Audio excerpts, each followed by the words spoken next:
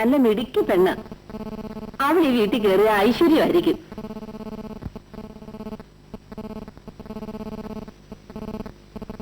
നിന്റെ സന്തതി മോനെ വേണു, എഴുന്നേക്കടാ. പകല് കിടന്ന് ഉറങ്ങുന്നു. ഞാനിവിടെ കിടന്ന് ഉറങ്ങിപ്പോയി. പെണ്ണ് കാണാൻ പോയിട്ട് എന്തായി? ആന്ധ്ര നീ അറിയുന്നേ? ശ്രീധര, മോനെ ശ്രീധര. എന്താ മാവ?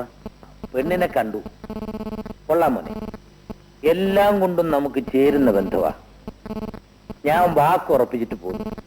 ഇനി വേണമെങ്കിൽ നീ ചെന്ന് ആ പെണ്ണിനൊന്ന് കണ്ടിട്ട് പോയി. വേണമെങ്കിലോ? അത് കൊള്ളാം. കല്യാണത്തിന് മുമ്പ് ശ്രീധരൻ പെണ്ണൊന്നും കാണണ്ടേ? കണ്ടിട്ടും വലിയ കാര്യമൊന്നുമില്ല. ഞാൻ തീരുമാനിച്ചാ പിന്നെ ഇവനെതിര് പറയൂ. എന്നാലും പോയി കണ്ടിട്ട് വരട്ടെ. അതല്ലേ നാട്ടു നടപ്പ്. നിനക്ക് പെണ്ണിനെ കാണണോടാ ശ്രീധര? അമ്മാവനും അമ്മായിക്കും നിർബന്ധമാണെങ്കിൽ? ഞങ്ങൾക്കങ്ങനെ നിർബന്ധമൊന്നുമില്ല. എന്നാലും നിന്നെ അയച്ചേക്കാമെന്നും പറഞ്ഞാണ് ഞങ്ങൾ പോകുന്നത്. അതുകൊണ്ട് ചുമ്മാ ഒന്ന് കണ്ടിട്ട് പോര്. പിന്നെ എന്താ മറ്റേ കാര്യം കൂടെ ഒന്ന് പറഞ്ഞേക്കുന്നേ. അതിന്റെ ആവശ്യം? അവനൊന്ന് അറിഞ്ഞിരിക്കുന്നത് നല്ലതല്ലേ? പെണ്ണിന്റെ സൗന്ദര്യത്തിന് ആദ്യ വിരുന്ന് വരെ വിലയുള്ളടി. എന്നിട്ടും കാര്യം പറയുന്നില്ലല്ലോ.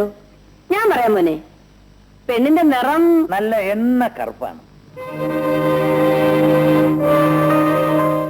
പിന്നെ ഒരു ചെറിയ കൊങ്കണ്ണുണ്ട്. അല്ല, അതൊരു കണ്ണിനേ ഉള്ളു കേട്ടോ. മുൻവശത്തെ 2 പല്ല് പൊങ്ങിയിട്ടുണ്ട്. അത് വേണമെങ്കിൽ കല്യാണം കഴിഞ്ഞ് പറിച്ചു കളഞ്ഞ് വേറെ വെക്കാവുന്നതേ ഉള്ളൂ. നിനക്ക് വിഷമമൊന്നുമില്ലല്ലോ ശ്രീധര? വിഷമം? പിന്നെ വിഷമം കാണാതിരിക്കുവോ? നിനക്ക് വേണ്ടിയല്ല, ശ്രീധരന് വേണ്ടിയാണ് പെണ്ണിനെ കണ്ടത്. വിഷമം വല്ലതും ഉണ്ടെങ്കിൽ തന്നെ സഹിച്ചേ പറ്റൂ. ഞാൻ വാക്ക് കൊടുത്തിട്ടാ പോന്നത്.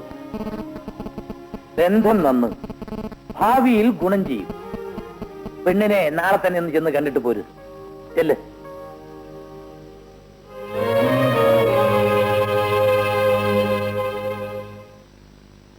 ഏറ്റോടി ഇവൻ പറഞ്ഞോരെ? ഏറ്റെന്നാ തോന്നുന്നത്. ഇപ്പൊ തനിക്ക് മനസ്സിലായോ? എന്റെ അച്ഛനെ പോലെ ഇത്ര കൊള്ളരാത്ത മനുഷ്യൻ ഈ ലോകത്തിലില്ല. ശത്രുവിനേക്കാൾ ഭയങ്കരനല്ലേ? അമ്മേനെ കൂട്ടും നിൽക്കും. ആര് കൂട്ടുന്നാലും ഇങ്ങനെ ഒരു പെണ്ണിനെ കല്യാണം കഴിക്കാൻ എനിക്ക് ബുദ്ധിമുട്ടാണ്.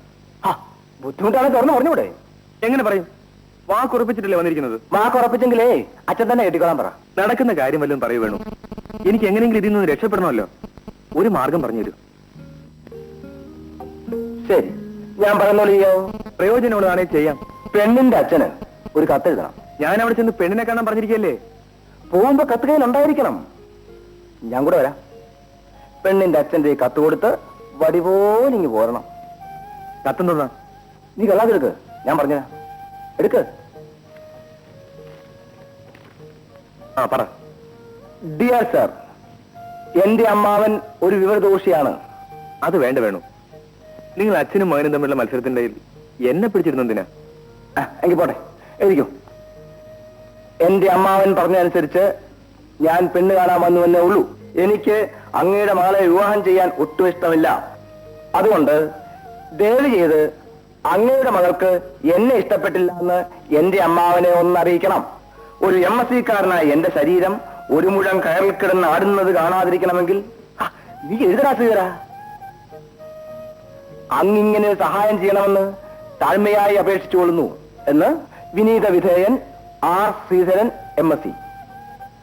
MSc വെക്കണോ? ഇരിക്കട്ടടാ, ഒരു റിട്ടയർഡ് മാഷ് അല്ലേ? അത് കണ്ടിട്ടെങ്കിലും ചെയ്തോന്നു വരും. അത് ശരിയാ.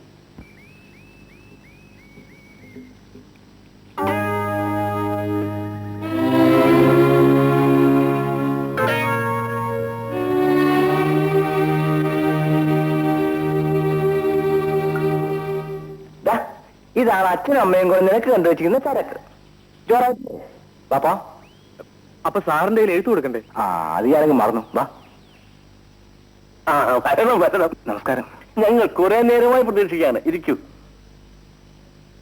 യാത്രയൊക്കെ സുഖമായിരുന്നു? പ്രത്യേകിച്ച് സുഖമില്ലായിരുന്നു. ഗോമതി, അവര് വന്നു. മോളെ വിളിക്കേ. ശ്രീധരന് അമ്മയെ കണ്ട് ഓർമ്മയില്ല അല്ലേ? ഇല്ല. അവർ രണ്ടുപേരും ഇവൻ കൊച്ചായനപ്പോഴേ മരിച്ചു. ഇനി അച്ഛന്റെ അമ്മയുടെ സ്ഥാനത്ത് ഞങ്ങളുണ്ടല്ലോ.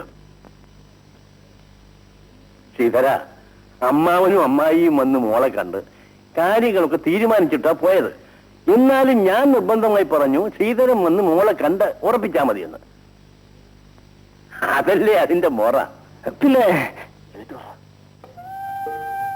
ഇത് സാറിനുള്ളൊരു കഥ അമ്മാവൻ തന്നയച്ചതായിരിക്കും അല്ലേ? ഇതാണ് എന്റെ മോള് രാധിക.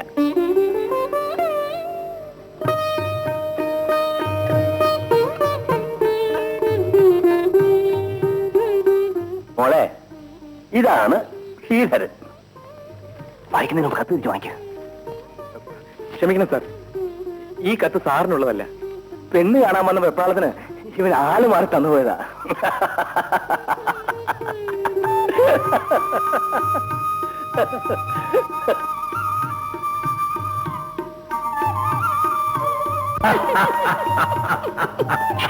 അമ്മായി പെണ്ണിനെ പറ്റി പറഞ്ഞു കേട്ടപ്പോ സത്യത്തിൽ ഞാൻ വിശ്വസിച്ചു പോയി.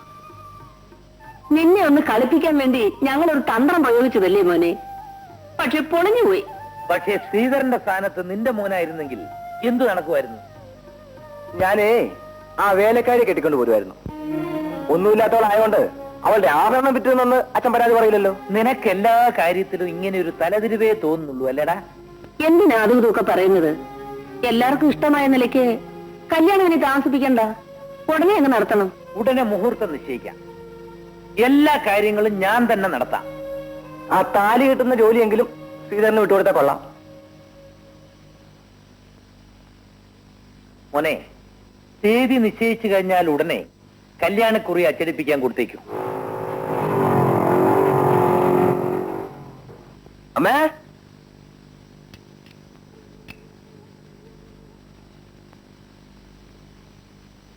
ദാ പ്രസാദം. അമ്മ പറഞ്ഞതുപോലെ പുഷ്പാഞ്ജലി കഴിപ്പിച്ചു. എന്റെ മോനെ, നിന്നെ ഇങ്ങനെയൊന്ന് കാണാൻ അമ്മ എത്ര കാലമായി കൊതിക്കുന്നു. അമ്മയെ ഞാൻ ഒത്തിരി വിഷമിപ്പിച്ചല്ലേ, അതൊക്കെ മറന്നേക്ക്. അമ്മ ഇനി ഒരു വര വരച്ചേ, അതിനപ്പുറം ഞാൻ ഇനി കിടക്കില്ല. പോടാ, വരെയൊന്നും വരയ്ക്കുന്നില്ല. നീ കല്യാണമൊക്കെ കഴിച്ച് സന്തോഷമായിട്ട് ജീവിക്കുന്ന കണ്ടാ മതി എനിക്ക്. ചേട്ടാ, പ്രസാദം. വേണ്ട ഭാനു, രാധികയുടെ വിവാഹം നിശ്ചയിച്ചു. അതിന് ഗോവിന്ദപിള്ള ഇവിടെ വന്നില്ലല്ലോ. വന്നു, പയ്യനെ കണ്ടു, വിവാഹം ഉറപ്പിക്കുകയും ചെയ്തു. പക്ഷെ ഇവനല്ല വരൻ. ചേട്ടാ, ഗോവിന്ദപിള്ളയുടെ മകൾ രാധികയെ അറക്കൽ ശങ്കരൻ നായരുടെ അനന്തരവൻ ശ്രീധരൻ 7-ാം തീയതി കാലത്ത് 9 മണിക്ക് ക്ഷേത്രത്തിൽ വെച്ച് കല്യാണം കഴിക്കുന്നു. അതിനുള്ള ക്ഷണക്കത്തായത്.